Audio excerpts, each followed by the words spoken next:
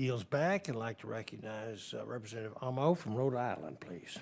Thank you, Chair Babin, and then thank you for your leadership in holding today's hearing on America's leadership in quantum technology. And I'm really excited to be in front of this group of great thought leaders and public servants. It's not often that you get 3- and 4-letter agencies that create and contribute so much to not just the things that are important to us today, but leading the way for tomorrow. So I'm grateful to see you. Because, as you know, nearly 70 years ago, the United States became locked in competition with the Soviet Union, the space race, the Sputnik moment, and we won. And today, a new frontier demands our national attention, and that's quantum computing. And it is heartening to hear the bipartisan agreement that the United States must win this race. Even President Trump ranked quantum information science and technology second on his research and development priority list for fiscal year 2027. We agree on this. And the federal government has a critical role to play in reaching the next frontier of quantum innovation. And if we're to make this an American century, which I am certain it will be, we need to invest in our quantum workforce of today while growing the pipeline of the quantum workforce of tomorrow. You've heard that through line with the previous speakers. And despite this obvious reality, however, and his stated commitment to quantum innovation, President Trump's agenda has thrown a wrench in our pursuit of another American century. He has decimated our federal scientific workforce. From November 2024 to November 2025, there was a 29% decrease in federal civilian employees at NSF, a 16% decrease at federal civilian employees at NIST.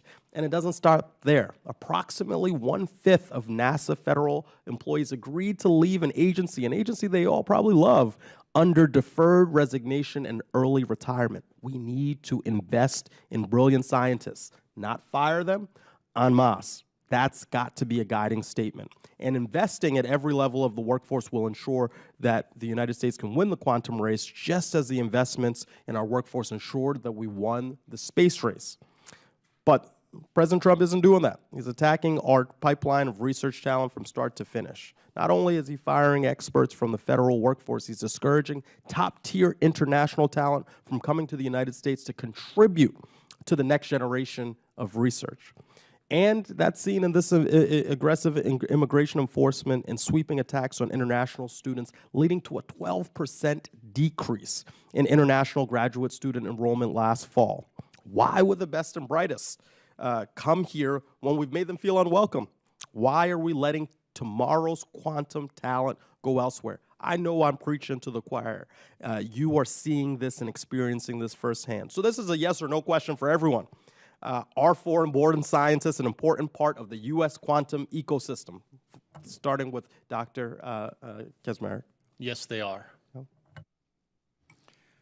I think yes, they are, and I think all the best talent is what moves us forward. I'll just say yes, they are. A month ago, you heard from my boss, who is an immigrant, and so I would say yes, they are. I'm glad he and people like him are batting for our team.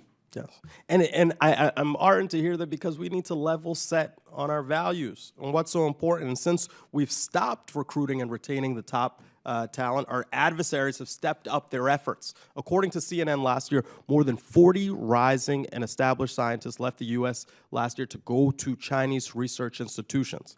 And we can't afford to export the next great mind in quantum science like we're exporting now, and allowing the sale of H200 chips. It's short-sighted. It only accomplishes one thing: gives up our strategic advantage. We can't do that.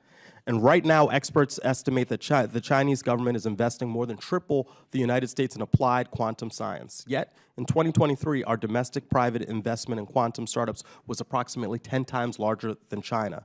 So to beat China in the innovation race, we need government and private industry working together, hand in glove, to complement each other's strengths and weaknesses. In the time that I have left, Dr. Kaczmarek, do you agree with this statement, and how would you encourage the federal government to foster private sector investment in quantum? I completely agree. And I mean, NIST has a long history of working directly with industry, and they are investing. And through the QEDC, where we kind of convene industry perspectives, we see that. So we're directly interacting with them and seeing where the investments are needed, where federal funds are needed or federal insight is needed, and that's where we're going. Yes. Well, look, I'm grateful for your minds and your contribution to the federal enterprise, and we need to do everything we can to support you to unlock the success that we will have in this next great American century in quantum science. So thank you, and I yield back.